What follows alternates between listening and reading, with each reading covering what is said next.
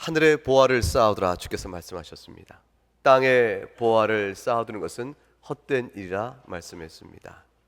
땅에 보화를 쌓아두면 그것은 하나도 남지 않는다. 하늘의 보화를 쌓는 것은 반드시 남는다. 주님의 말씀입니다. 하늘의 보화를 쌓아둔다는 것의 말의 의미는 하나님 나라를 위하여 소용되는 것을 의미합니다. 주님 가르친 기도에 따라서 주의 이름이 거룩히 여김을 받고 주의 나라가 이 땅에 임하며 주의 뜻이 이루어지도록 하는 일에 소용이 되는 모든 씀씀이는 하늘의 보화를 쌓는 일입니다. 복음을 사울 위하여 수고하는 모든 씀씀이가 하나님의 보화를 쌓는 일이지요. 일용할 양식을 위하여 기도하라 하였습니다. 우리의 육적 필요는 말할 것도 없지만 일용할 양식이 필요한 이웃들에게도 도움의 손길을 주는 구제의 모든 씀씀이는 하나님의 나라의 보화를 쌓는 일과 같습니다. 그러므로 우리가 앞서 본 본문에서 보고 지난주에 들었던 설교처럼 생각해 볼 때 이 땅에 와서 누구나 다 적신으로 옵니다. 누구나 다 악의로 오는 것이요, 누구나 다 빈손으로 오는 것이지만 짧은 한평생 살아가면서 돌아갈 때는 똑같은 모양으로 가는 것이 결코 아니라는 사실을 알 수가 있습니다.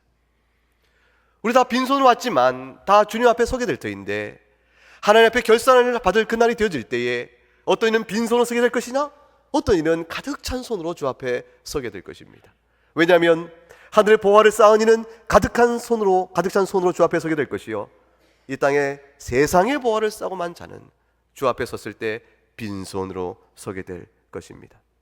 하나님 나라에 합당한 대로 재물을 사용하십시오. 성도가 이 땅에 사는 동안 목숨도 주님 주신 것이요, 은사도 주신 것이요, 인생의 수명과 시간도 주님 주신 것이요, 나의 재물도 주께 주신 것이라 그걸 고백하면서 하나님을 위하여 어찌 사용할꼬?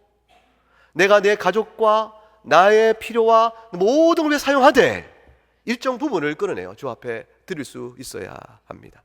그것은 구약의 성도가 이미 보여준 바요, 지난주 설교 든 바대로 우리가 신약에서도 교훈되고 가르치고 있는 바입니다. 모두가 공수가 아니고 짧은 한 인생 동안에 살아온 것의 결국이 그렇게 다를 수 있을까? 어떤 이는 이 세상에 사는 동안에 재물이 많지만 하나님 앞에 빈손으로 들게 될 것이요, 어떤 이 세상에서 사는 동안에 재물이 없었지만 하나님 앞에서는 큰 손으로 가게 될 것입니다. 그것은 물질의 많고 적음이 아니라 하나님 앞에 그들의 서 있는 심령 안에서의 내면의 태도에 따라서 달라질 수 있기 때문입니다. 이 모든 말씀이 주께서 하늘의 보화를 쌓아두라 이런 말씀이 여러분 심령에 선이 들어옵니까? 순종의 의지와 결단으로 들어오게 되어집니까? 아니면 어떻게 그렇게 사나? 그렇게 살 수 없는 것이라. 소득의 10분의 1을 어떻게 하나님께 드리는가? 그 외에 구약의 성도들은 10분의 1을 끊어지고 나는 90%의 다시 10분의 1을 구제와 또 제사 지는 일에 사용했으니 어떻게 그렇게 살겠는가? 못 산다 이렇게. 그 마음속에 들 수가 있을 거예요. 그리스도인의 재물의 사용은 그의 신앙의 중심이 어디 있는가를 보여준다고 주께서 말씀하셨죠. 보물이 있는 곳에 마음이 있다, 마음이 있는 곳에 보물이 있다 하셨습니다. 경정코 그 말씀이 마음에 부담이 되고 시험이 되는 줄을 주께서 아십니다. 주님이 이 말씀을 주의 제자들을 불러놓고 가르치셨어요. 하늘의 보화를 쌓아두라. 주님의 제자들이 듣고 이렇게 주님을 쳐다봤겠죠. 근데 그들의 눈동자 속에 주님은 이미 읽어내는 마음의 복잡한 생각들을 아십니다. 주님 그렇게 못할 것 같습니다. 주님 저는 그렇게 못할 것 같습니다. 이렇게 생각할지 모르겠습니다. 주님이 오늘 그 염려를 내다보시면서 답을 주십니다. 여러분, 하나님의 뜻대로 그리스도께서 가르친 그 교훈대로 하늘의 보화를 쌓는 일, 즉 복음 사업과 구제에 힘써 그 재물을 사용하면 누가 기뻐하시겠어요? 하나님 너무너무 기뻐하시는 일이죠. 그럼 누가 가장 싫어하겠습니까? 마귀입니다. 마귀는 너무너무 싫어하는 일이죠. 그러니까 마귀가 어떻게든지 하나님 말씀에 순종하여 재물 사용에조차도 믿음의 고백을 하고 있는 그런 모든 성도의 삶에 방해를 주려고 한다면 마귀가 사용할 수 있는 무기가 뭐가 있겠습니까? 무엇으로 우리와 하여금 그 같은 순종을 못하도록 방해할까요? 하나입니다. 염려입니다. 우리 안에 복잡한 마음을 심어줍니다. 계산의 마음을 심어줍니다. 그리고 염려를 그 안에 집어넣습니다. 염려하니 순종할 수 없게 되어집니다. 마귀는 염려로 하나님 뜻에 합당한 일을 하지 못하도록 방해하는 것이요, 하나님께서는 성령의 능력으로 그 일에 순종토록 이끌어 갑니다.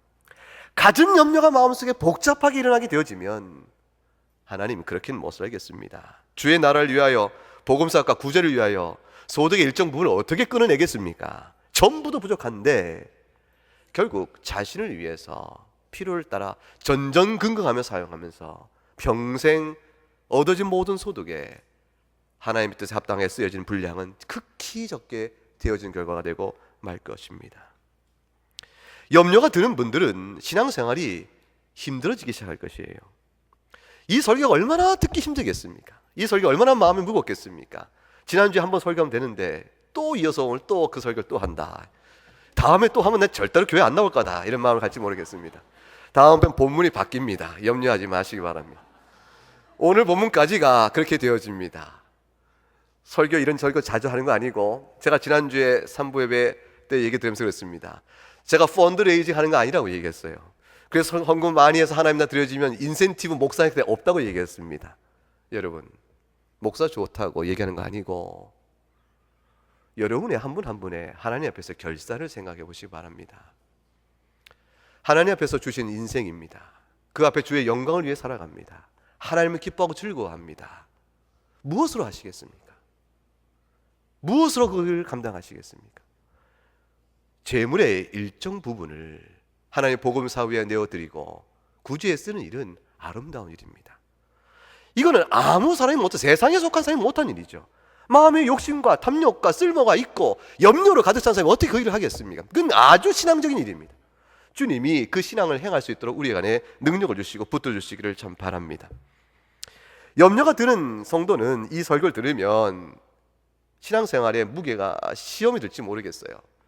하나님을 예배하고 나오는 걸음이 그냥 나와서 예배 드리고 돌아가면 될 터인데 어째 이 교회는 자꾸 그 얘기를 했나 이렇게 생각할지 모르겠습니다. 압제가 포악한 왕이 있어요. 그 백성들의 고혈을 짜가지고 왕이 사치스럽게 왕궁을 크게 짓고 영화를 누리면서 백성의 고혈을 짜는 그 임금과 같아서 하나님이 그걸 말씀하십니까? 하나님이 주의 복음을 위해 일정한 부분을 쓰라, 구제를 위해 내놔, 이렇게 말씀하실 때 하나님이 폭정을 일삼는 왕이어서 백성의 고혈을 짜 그 사치와 치부를 누리기 위하여 그런 왕처럼 여러분의 신앙생활 속에서 애써 모은 삶의 수고를 통해서 얻어진 소득의 일부분을 복음을 사위에 쓰라고 그렇게 말씀하시는 것입니까? 아니잖아요. 주님은 그 반대입니다. 하나님 나라는, 복음의 확장은 여러분의 염려의 모든 짐을 눌리면서 세워져가는 나라가 아니고 오히려 그 반대입니다. 여러분 마음속에 물질로 전전긍긍해가는 모든 일로부터 여러분을 자유케 하며 오히려 모든 염려를 내어놓도록 하기 위하여 하나님 나라가 이 땅에 온 것이요, 그 일을 통해서 주의 나라는 세워져 갑니다. 주님이 제자를 불러 모으셔서 하늘의 보화를 쌓아라 이렇게 말씀했는데 제자의 눈동자 속에 비춰진 것은 전부 물음표입니다. 주님 못할 것 같습니다. 마음이 복잡한 줄 아십니다. 주님이 너무 우리 예수님께서 말이죠, 그 마음을 다 헤아리시면서 아주 세밀하게, 아주 부드럽게 그에게 하나씩 하나씩 권면하십니다. 오늘 본문 속에서는 유치원의 아이를 불러 모아 가르치는 아주 자애로운 선생님의 모습을 볼 수가 있습니다. 주님이 오늘 이건 짧은 본문 속에서 3번이나 강조해서 말씀하십니다. 보시죠. 25절 전반절을 보세요. 윗부분을 보게 되면 한번 읽어봅니다. 그러므로 내가 너에게 이르노니 목숨을 위하여 무엇을 먹을까, 무엇을 마실까, 몸을 위하여 무엇을 입을까 염려하지 말라 하셨습니다. 지금 그러셨죠? 보세요. 31절 말씀 보세요. 읽어봅니다. 그러므로 염려하여 이르기를 무엇을 먹을까, 무엇을 마실까. 또 보세요. 34절 보세요. 그러므로 내일 일을 위하여 염려하지 말라. 내일은 내일이 염려할 것이요 한날의 괴로움은 그날로 족하니라. 왜 3번씩 반복했습니까? 이 쉬운 말을 왜 3번씩 반복했을까요? 그만큼 중요한 일이요, 그만큼 믿지 않기 때문에 그랬습니다. 그만큼 불순종하니까, 근데 그토록 중요한 일이니까 주님이 3번을 반복하십니다. 예수님이 부자 되셨습니까? 그거 아니죠. 주님이 염려하지 말라. 무엇을 먹을까, 무엇을 마실까, 무엇을 입을까 염려하지 말라. 염려하지 말라는 말씀의 뜻이 뭡니까? 아무것도 하지 말라. 속 편하게 게으르게 나태하며 노세노세 하라는 얘기, 그런 얘기 결코 아니시죠. 주님이 염려하지 말라는 말씀의 뜻은 미래를 생각하고 준비하지 말라는 뜻도 아닙니다. 뻔히 보이는 분명한 계획이 있습니다. 이렇게 보니까 내후년도에는 아이가 자라서 대학을 가겠구나. 그럼 어떻게 준비해야겠구나. 또 이번 혼례를 치료해야 될 텐데, 그러면 이거 곧 닥칠 일인데 어떻게 하면 준비하면 좋을까? 생각하여 계획된 생활하는 자체를 주께서 하지 말라고 말씀하신 결코 아닙니다. 성실한 노력과 근면한 태로 살아가는 일을 부정하는 것이 아니죠. 해야 마땅한 성도의 일을 하지 말라는 것이 결코 아닙니다. 하나님께서는 성도가 아주 부지런하기를 원하십니다. 경건한 그리스도인 치고 게으른 사람은 없습니다. 여러분만이 게으르면 경건한 그리스도인이 아닙니다. 나태하면 결코 주님을 잘 믿는 성실한 신앙인이 아닙니다. 여러분이 계획성 없고 미련하게 살면 결코 지혜로운 그리스도인이 아니지요. 지혜롭고 경건한 그리스도인은 하나님 앞에서 어떻게 살아야 할지를 곰곰이 생각해보고, 때론 미련하게 의식 없이 살지 않고 계획도 세워 살아가며 아주 성실히, 부지런히, 근면히, 열심히, 끈기 있게 그렇게 살아갑니다. 성령님께 도우시는 일입니다. 그러면 오늘 염려하지 말라는 뜻이 뭘까? 하나님 미워하시는 그 일을 하나님과 결코 아니라는 것은 데살로니가 후서 3장 10절과 12절 말씀 보면 바로 알 수 있습니다. 한번 읽어보십시다. 우리가 너희와 함께 있을 때에도 너에게 명하기를 누구든지 일하기 싫어하거든 먹지도 말게 하라 하였더니, 우리가 들은즉 너희 가운데 게으르게 행하여 도무지 일하지 아니하고 일을 만들기만 하는 자들이 있다 하니, 이런 자들에게 우리가 주 예수 그리스도 안에서 행하기를 조용히 일하여 자기 양식을 먹으라 하노라. 염려하지 말라는 일은 부지런과 근면을 촉구하는 주의 교훈과 모순되는 일이 아닙니다. 그러면 염려하지 말라는 뜻은 계획을 세워 지혜롭게 성실히 하나님께 은혜를 구하며 살아가는 일을 터인데, 그러면 염려하지 말라는 것은 무엇을 금하는 것일까? 하루를 시작하면서 주님 앞에 계획을 내어놓습니다. 주님 도와주세요. 그리고 이 일을 행하는데 주님의 지혜와 간섭과 보호하심이 있어야 되겠습니다. 저는 받은 인생을 살아가는 자일 뿐, 이 일의 결국에 모든 주관은 주 앞에 있습니다. 그러면서 성심을 다해 하루를 살아가고, 하루를 마감할 때 마음이 지칠 만큼 열심히 에너지를 쏟아 살아야죠. 주무실 때까지 에너지가 많이 넘치면 그 다시 한번 생각해야 되죠. 무슨 일이든가 부지런히 해야 합니다. 열심히 해야 합니다. 그리고 주 앞에서 하루 일의 결국을 봅니다. 원했던 일이 이루어지지 않으면 하나님께서 이 일을 오늘 이루게 아니하시니 내일은 주께서 어찌 인도하시는가 보자. 감사함으로 하루를 마감하는 것이죠. 그렇게 부지런히 살아가는 사람에게는 염려하지 말라는 교훈의 그 말씀의 뜻이 이미 이루어지고 있는 것입니다.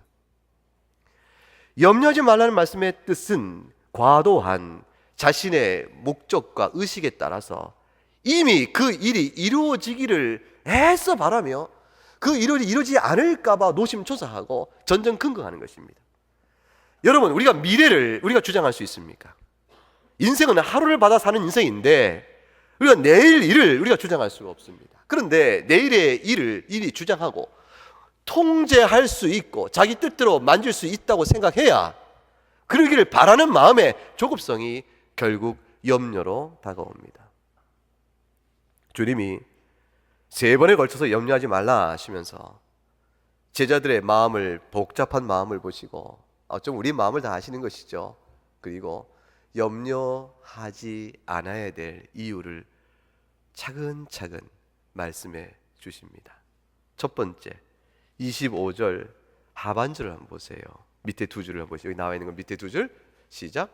목숨이 음식보다 중하지 아니하며 몸이 의복보다 중하지 아니하냐. 이거 질문이라고 하시는지 모르겠어요. 너무 쉬운 얘기 아닙니까? 여러분, 목숨이 중요합니까? 음식이 중요합니까? 몸이 중요합니까? 의복이 중요합니까? 이건 어린아이도 할 만한 이 쉬운 질문을 던지는 까닭은 도대체 무엇일까요? 우리의 미련함이, 말씀의 뜻에 받고 깨닫지 못함이, 우리가 그 마음속에 이미 결정을 내리고 있는 완악함을 보시기 때문에 그렇습니다. 하늘의 보화를 쌓아두라. 그러니까 마음에 이미 결정이 내려집니다. 절대로 못합니다. 이유를 찾죠. 여러 가지 이유를 찾습니다. 주님이 그들에게 말씀합니다. 하늘의 보화를 쌓아두지 못하는 일은 그 일이 어렵기 때문이 아니요, 그걸 어렵다고 결정한 너의 마음에 그 이유가 있느니라. 어렵다고 이미 결정을 내렸으니 그 일을 행할 수가 없는 것입니다. 그러니 주님이 그 원인을 직접적으로 지적해내십니다. 물어보십니다. 목숨이 음식보다 중하냐? 당연히 목숨이 중합니다. 몸이 의복보다 중하냐? 몸이 중하죠. 이와 같이 당연한 질문을 하시는 까닭은 생각하라는 것입니다. 너의 목숨이, 너의 몸이 본래부터 내 것이었는가? 네가 수고해 얻은 것인가? 하나님이 주신 것인가? 목숨이 하나님이 주신 것이요, 사람 몸이 하나님이 주신 것이요, 은사가 하나님이 주신 것이요, 모든 수고와 노력의 힘도 하나님이 주신 것인데, 그렇다면 그 귀한 것을 하나님이 먼저 주셨는데 하물며 그에 따라오는 나머지 작은 것들이야 어련히 하나님이 주시지 아니하시겠는가? 몸을 주시고 의복을 안 주시고 목숨을 주시되 먹을 음식을 안 주시는 그런 하나님이신가? 하나님이 천지를 창조하시고 에덴을 창설하셨을 때 에덴 동산에서 아담과 하와를 지으시고 아무것도 안 주셨는가? 에덴 동산을 창궐하시고 어떻게 하셨어요? 이 동산의 모든 과실을 먹으라. 목숨이 음식보다 중한데 중한 목숨을 주신 하나님께서 나머지 음식을 주지 아니하시겠는가? 다시 똑같은 이치에 따라서 다시 한번 일깨워 주십니다. 26절을 보세요. 26절만 읽어봅니다. 공중의 새를 보라. 심지도 않고 거두지도 않고 창고에 모아 들이지도 아니하고 너희 하늘 아버지께서 기르시나니 너희는 이것들보다 귀하지 아니하냐? 이제 제자들에게 말씀하십니다. 아직도 의심하느냐? 너희가 나를 믿으니 너희가 하나님 앞에 어떤 존재요, 어떤 신분인가를 생각하라. 하나님이 너희를 얼마나 사랑하는지를 알겠느냐? 주님 말씀하세요. 얼마나 귀하냐? 공중의 새가 너희와 비할 바인가 되는가? 공중에서 부지런히 일을 해야 먹겠죠. 새끼 새를 먹이려고 그 어미 새가 얼마나 돌아다녀 물고 와서 또 입에 넣어주고 합니까? 그러니까 새도 부지런히 활동을 해야겠지만 부지런히 활동하면 건질 수 있도록 수많은 곤충과 먹일 것을 주님이 환경적으로 지원하시잖아요. 하나님 환경적으로 다 모아두시고 찾아 먹으라고 하시잖아요. 공중의 새도 그가 심고 거둔 것을 먹는 것이 아니요 하나님이 공급하신 것을 거두다가 먹는 것이니 사람의 인생도 그러할 것이라. 하나님이 너희를 볼 때 얼마나 귀히 여기는가? 눈동자처럼, 눈동자에 너도 아프지 않고 눈동자처럼 지키는 자요, 하나님이 너희를 사랑하시는 너희들이야 얼마나 살만한 환경을 하나님이 베풀어 주시고 미리 하시고 지켜주지 아니하시겠는가? 얼마나 너희가 귀한가? 하나님과 너희 사이의 관계를 생각하라고 말씀합니다. 여러분이 하나님 앞에서 어떤 존재입니까? 하나님이 잊어버리신 자가 아닙니다. 한 분 한 분 하나님이 몹시 사랑하시는 그 사랑의 대상입니다. 우리 가운데 단 한 명의 영혼도 그냥 왔다 그냥 가는 인생이 없습니다. 하나님이 몹시 사랑하여 불러내셨고 결국은 이 자리에 와서 예배 드리는 데까지 10년 안에 믿음을 세워주시고 오늘 이 예배 드리며 이 설교를 듣게 하시는 거 아닙니까? 사랑의 증거죠. 다른 무슨 더 큰 사랑의 증거가 어디 있겠어요? 불러내시고 이제 말씀하십니다. 지금껏 사는 것도 하나님이 도와주신 것이요 앞으로 사는 것도 보호하실 것이라고 말씀합니다. 왜냐하면 하나님의 기뻐하시는 자요 사랑하는 자녀이기 때문입니다. 세 번째 이유를 말씀하시죠. 27절 다시 더하여 말씀하세요. 읽어보십니다. 너희 중에 누가 염려함으로 그 키를 한 자라도 더할 수 있겠느냐. 염려는 무능합니다. 염려는 능력이 없습니다. 염려를 밤새 해도 아무런 실질적인 변화를 못 가져옵니다. 마음만 상하게 할 따름입니다. 염려를 40일을 금식하며 염려를 해보세요. 그걸로 인해서 무엇이 달라지는가? 달라지는 것이 없습니다. 염려는 무능한 것이요, 따라서 무익합니다. 아무런 결과를 못 냅니다. 그러나 열심히 노력하고 주 앞에 의탁하여 기도함으로 하나님의 보호하신 섭리 앞에 의탁하여 나가면 열매가 있습니다. 여러분, 염려하는 시간에 심령을 주 앞에 추스리고 지혜를 구하고 성실한 태도로 할 바가 무엇인지 분별하여 행하고 걸음을 인도하시길 바라며 기도하세요. 그러면 응답이 있을 것이로되 염려는 백해 무익합니다. 하나님이 정하신 바가 아니요, 그 염려는 신앙의 불순종의 죄와 같습니다. 어디까지가 염려고 어디까지가 준비일까요? 제가 오늘 말씀을 준비합니다. 설교 준비를 합니다. 설교 준비하면서 하나님의 말씀을 드러내서 정리하고 어떻게 전할 것인가를 궁금하고 공부를 합니다. 그 잘 정리하면서 제 마음속에 이 말씀이 잘 전달되시길 바라는 마음을 제가 갖고 기도합니다. 그리고 하나하나 준비하는 것까지는 준비가 됩니다. 근데 이런 준비의 마음이 이제 여러분에게 넘어갑니다. 많이들 오실까? 그래가지고 이 말씀을 잘 듣고 기뻐하시고 은혜를 받으실까? 이런 생각이 치우쳐서 내 마음에 근심이 되지고 그 염려가 되고 있는 상태가 되는 거예요. 눌림이 있는 거예요. 그래서 과연 어떨지 모르겠다. 이렇게 되는 상황이 되어지면 하나님이 주장하실 일을 넘어가 버리는, 선을 넘어가는 일이 되고 말죠. 다만 무엇을 하면 됩니까? 저는 말씀을 준비하고 다만 할 일이 무엇일까요? 하나님께 맡기는 일만 하면 되죠. 주께서 듣게 하실 것이요, 마음을 열어주실 것이요, 은혜 베풀 자에게 은혜 베푸실 것이요. 그러므로 주께서 은혜 주실 바랍니다. 기도는 하겠지만 그걸 내가 할 수 있는 자처럼 전전긍긍 염려할 일은 못 되는 것입니다. 여기 앉아서 예배 시작하고 기다리면 마음이 조마조마합니다. 오실까 안 오실까? 저 자리에 계신 분은 어찌 오늘 안 보이실까? 저분은 늘 보시다 오늘 또 몇 주 빠지시네? 이상하게 보입니다. 그게 보여요. 그래서 여러분이 자리를 섞고 앉으면 잘 모르겠지만 그렇게 몇 주 안 나오셔도 모를 때도 있는데, 그럼 어느 때는 안 나온 분이 눈에 자꾸 들어올 때가 있습니다. 궁금하지요. 그러나 주 앞에 맡깁니다. 제가 할 수 있는 일이 아니잖아요.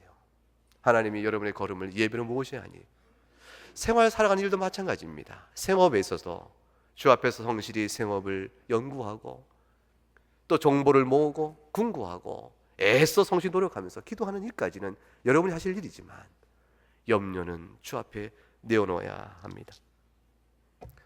28절과 30절 말씀에 보면 염려하고 있는 이유에 대한 한 가지를 다시 또 말씀하세요. 읽어봅니다. 또 너희가 어찌 의복을 위하여 염려하느냐? 들의 백합화가 어떻게 자라는가 생각하여 보라. 수고도 아니하고 길쌈도 아니하느니라. 그러나 내가 너에게 말하노니 솔로몬의 모든 영광으로도 입은 것이 이 꽃 하나만 갖지 못하였느니라. 오늘 있다가 내일 아궁에 던져지는 들풀도 하나님이 이렇게 입히시거든 하물며 너일까 보냐. 믿음이 적은 자들아. 30절까지 읽었습니다. 보세요. 주님이 말씀하실 때 이제 똑같은 비유를 다시 반복하세요. 공중에 나는 새를 보라. 너희가 저자보다 새보다 얼마나 귀하냐 하신 말씀. 주님이 다시 백합화를 보라, 들풀을 보라 말씀하시고 하물며 너일까 보냐 이렇게 말씀하세요. 사실 같은 의미의 말씀입니다. 그런데 우리 28절, 29, 30절 말씀은 우리에게 아주 새로운 교훈의 각성을 주죠. 백합화가 얼마나 이뻐요. 꽃이 얼마나 이쁩니까? 그 이쁜 꽃들은 특별히 하나님이 주신 것인가? 들풀이 참 이쁩니다. 들풀의 들꽃. 이렇게 보면 그냥 키가 낮아서 걸음 밟으면 그냥 밟혀지잖아요. 요만큼밖에 안 되는 들풀의 꽃들이 어떤 건 보라색으로 이렇게 보시고 어떤 거는 노란색 꽃이 있고 그렇게 흰 꽃도 있습니다. 누가 봐주겠어요? 그런데 이렇게 잔잔히 보다 보면 눈에 들어오면 얼마나 이쁜지 모릅니다. 이 작은 들풀 지나가면서 눈에 띄지도 않는 작은 곳에 하얗게 모여있고 노랗게 모여있고 있는 걸 가만히 듣다 보면 인생이 겸손해집니다. 수많은 60억 가운데서 한 사람, 흙으로 왔을 때 종겸을 입어서 한평생 살다가 육신을 흙으로 돌려야 될 우리들, 영혼은 주 앞에서는 아름다운 그 은택을 입었는데 내 인생이 작고 이름 없이 있다가 이름 없이 사라질 인생 아니겠습니까? 우리 인생을 누가 기억해 주겠습니까? 얼마나 많은 사람들이 기억해 주겠습니까? 우리 모두는 이름 없이 있다가 이름 없이 가는 들풀과 같이 잠깐 있다 가는 인생인데, 이 들풀 가운데도 하나님이 꽃을 맺게 하시는구나. 우리의 인생 하나하나도 하나님이 각기 보호하시는 눈길 속에서 다 인생의 꽃을 맺게 하시는 거예요. 우리들은 다 아름다운 꽃을 맺고 있다고요. 신앙의 꽃이죠. 주님 우리 가운데 보기를 원하시는 아름다운 신앙의 자태, 성령의 역사, 하나님 우리에게 부으신 은혜의 손길들, 그 모든 것들이 하나님을 향해 피어나는 아름다운 들꽃들이라고요. 하루 인생처럼 아침에 피었다가 그 다음 내일이면 아궁에 던져지는 들풀도 하나님께 입히시고는 잠깐 인생살이지만 우리 인생 속에 저와 함께 하신 하나님의 은혜가 있어서 우리들도 하나님이 사랑하셔서 입히신다는 것입니다. 하물며 우리 얼마나 하나님의 존귀함을 입겠는가. 들풀과 같지만 들풀이 아닌 우리 인생들, 들풀과 같이 잠깐 있다 지난 인생은 결코 들풀이 아닌 인생들, 영원한 생명을 입은 하나님의 자녀 사랑 우리 인생이 얼마나 하나님 앞에서 귀하겠는가. 믿음이 작아서 염려하고 믿음이 작아서 하늘의 보화를 못 쌓는구나. 무엇을 믿지 못해서 그렇게 작을까요? 그리스도로 살아가는 동안에 믿음이 없다 주께서 말씀하실 때 우리에게 없는 그 믿음, 적은 믿음이 도대체 무엇일까요? 하물며 너일까 보냐? 너희는 얼마나 더 귀하냐? 하나님의 자녀된 자로서의 자부심과 확신, 내 인생을 주께서 붙드실 것이라 섭리에 대한 강한 의지, 보호하심에 대한 강한 신뢰, 이 모든 것들이 없으면 믿음이 작은 것이겠죠. 왜 그럴까요? 그리스도 안에 있지만 꼭 그리스도 바깥에 있는 사람같이 그렇습니다. 여러분, 비단 물질과 관련된 문제만이 아닙니다. 모든 삶의 염려도 마찬가지입니다. 하나님의 섭리 가운데 주어지는 은혜 가운데 그 가운데 우리가 한 인생 삽니다. 왜 우리가 똑같은 인생을 못 삽니까? 똑같이 공부해도 왜 어떤 사람은 성적이 낮고 어떤 사람은 못합니까? 똑같이 노력하고 성취 노력해도 어떤 사람은 사업이도 어떤 사람은 어렵기도 합니까? 이 다양한 차이들은 우리 안에서는 설명하기 어렵지만 하나님께서 모든 꽃이 같지 아니하고 모든 숲의 나무들이 같지 않은 것처럼 하나님은 각기 그러나 동일하게 보살피는 것처럼 우리 인생을 각기 보살피면서 이끌어 가신다는 생각, 그 믿음. 그래서 다른 사람을 볼 것이 아니요 나 홀로 하나님 앞에 서 있는 것을 바라봐야 합니다. 하나님 아버지께 내 인생을 붙들고 사랑하지 않으시는가? 옆 사람은 그는 그대로 하나님 사랑하실 것이다. 내 인생은 주 앞에서 나 홀로 바라보면서 받은 은혜를 고백하고 살아가는 믿음이 있어야 합니다. 믿음이 적다. 믿음이 적다. 이방인과 같구나. 32절 보세요. 33절 두 절을 같이 읽어봅니다. 이는 다 이방인들이 구하는 것이라 너희의 하늘 아버지께서 이 모든 것이 너에게 있어야 할 줄을 아시느니라. 그런즉 너희는 먼저 그의 나라와 그 일을 구하라. 그리하면 이 모든 것을 너희에게 더하시리라. 왜 하늘의 보화를 쌓지 못하는가? 재물을 왜 복음과 구제를 위하여 사용하지 못하는가? 염려 때문인데 그 염려는 믿음이 없기 때문이라. 하나님의 보호하심에 대한 믿음이 없는 것이요, 또 이방인들처럼 하나님을 모르는 사람처럼, 하나님을 모르는 사람은 믿을 것이 자기밖에 없는 것입니다. 자기 스스로 미래를 보장해야 되는 것이고 보호해야 되는 것입니다. 자기의 손 바깥에 있는 일을 감히 보호하겠다 나서니 결국은 불안하고 염려가 될 수밖에 없는 것입니다.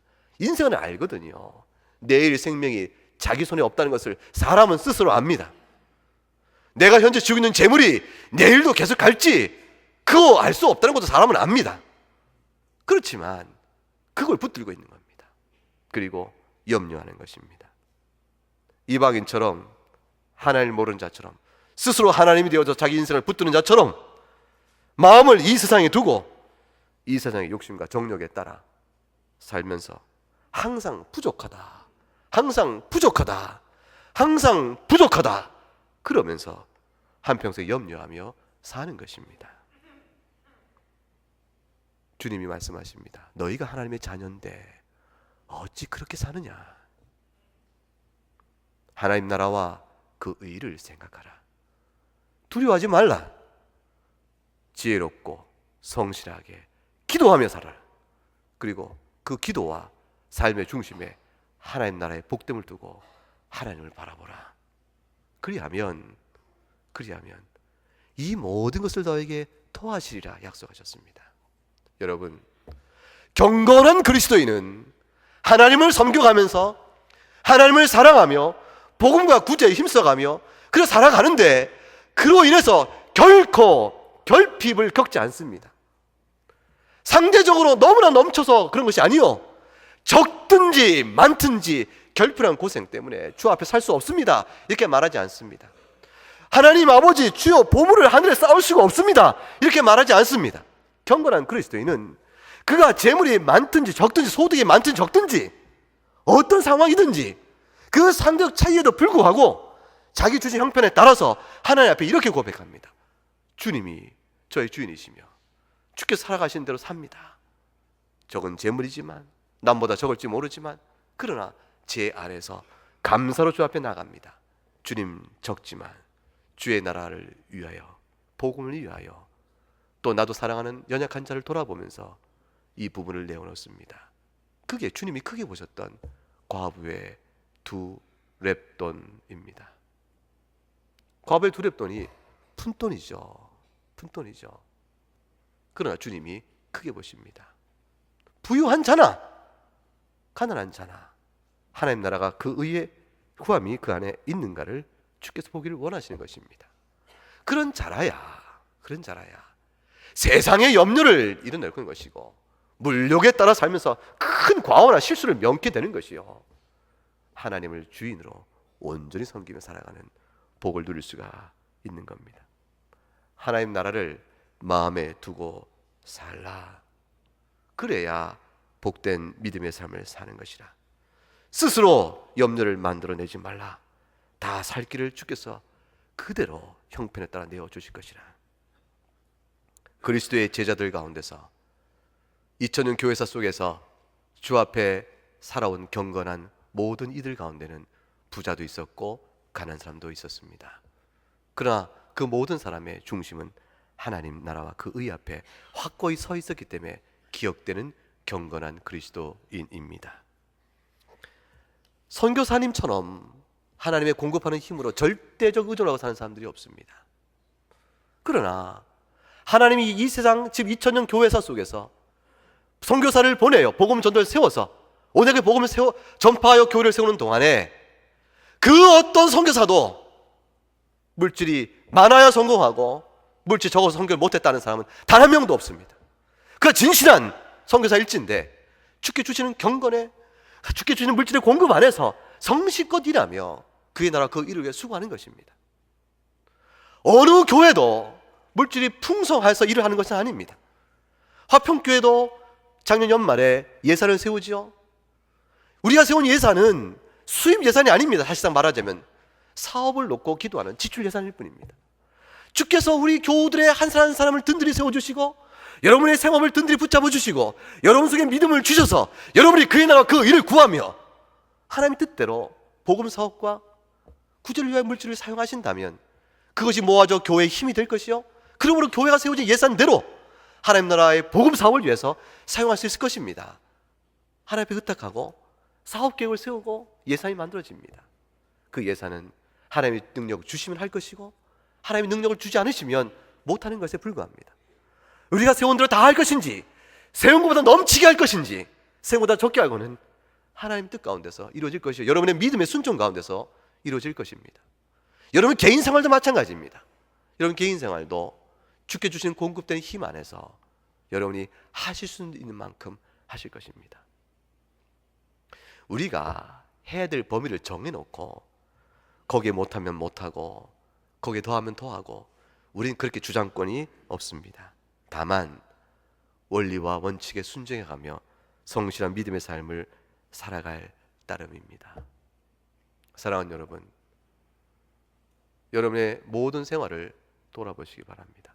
여러분의 은사를 어떻게 쓰십니까? 여러분의 하루의 시간을 어떻게 내어 쓰십니까? 여러분의 마음을, 사랑하는 마음을 어디에 다 나누어 계십니까? 주님을 사랑하는 데 마음을 쏟고 계십니까? 아니면 무엇에 더 사랑을 나누어 계십니까? 주님이 하도 염려스러우셔서 세상에 그런 말을 다 하셨어요. 너희 부모나 형제나 자식을 나보다 더 사랑하면 하나님 나라에 상관이 없다. 세상에 그런 말씀이 어디 있습니까? 부모를 공경하며 자식을 사랑하며 형제간에 우애 있게 사는 것이 합당한 도리인데 주께서 어떻게 그런 말씀하셨을까? 그 모든 것들의 마음을 다 뺏겨서 하나님 나라에 대한 그 사랑의 마음이 없다면 하나님과 무슨 상관이 있겠는가? 그걸 깨우쳐 주기 위한 말씀이시죠.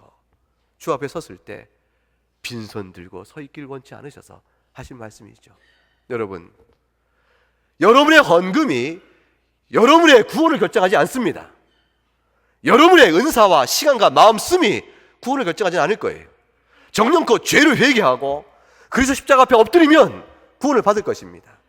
그러나 주 앞에서 풍성한 은혜를 누리고 부유한 자가 될 수 있기를 바라는 것입니다. 염려가 참 많죠. 미국에서 공부할 때 일입니다. 돈을 벌지 않고 공부만 하니 사는 일이 막막할 수 있지 않습니까? 그러니 여기저기서 돕는 손길을 의지하게 됩니다. 가족이 돕고 있는 거 있으면 곶감 뺏듯이 하나씩 빼먹고 이렇게 살아갑니다. 외환 위기가 닥쳐서 IMF가 탁 닥쳤습니다.